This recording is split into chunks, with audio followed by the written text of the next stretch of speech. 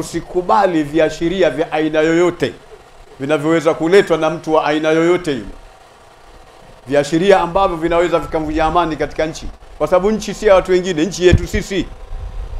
Nchi sio ya serikali, nchi ni yetu sisi, serikali ni yetu sisi. Na ndio maana hivi karibuni tarehe 29 tutafanya uchaguzi. Sasa kwa nini tuiharibu nchi kwa kuvunja amani wakati nchi ni ya kwetu sisi?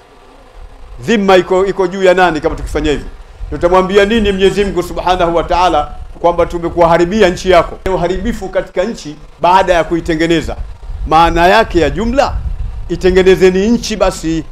Maana yake itengenezeni nchi, msilete uharibifu katika nchi. Sehemu nyingine ya aya inatilia nguvu aya hii, inasema wala ta'thawu fil ardi mufsidin, wala msieneze katika nchi uharibifu. Sifanye uharibifu aina yote wa kuweza kuleta matatizo. Swali, je, Uislamu umezungumzia amani? Msahafu mzima tukiufasiri ni amani tupu. Mtume kipindi chote anazungumzia amani. Ameunga udugu wa Maka, wa masahaba wa Maka na Madina kwa ajili ya amani.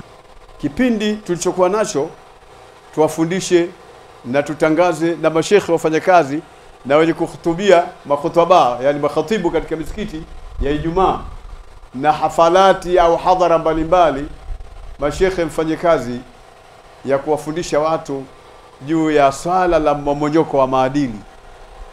Mmomonyoko wa maadili ni mkubwa sana katika nchi yetu kiasi cha kutisha.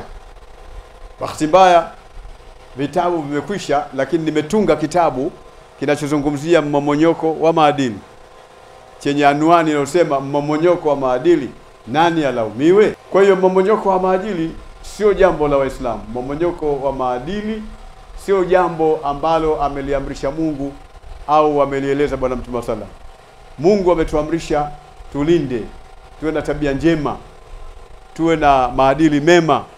Vijana tuwafundishe waache mambo yote ya ovyo ovyo, warejee kwa Mungu. Kwenye kipindi cha uchaguzi, huu ni mwaka wa uchaguzi, na sasa hivi vyama vinaendelea na kampeni kwa ajili ya uchaguzi mkuu ambao utafanyika tarehe 29 mwezi huu wa 10 mwaka 2025.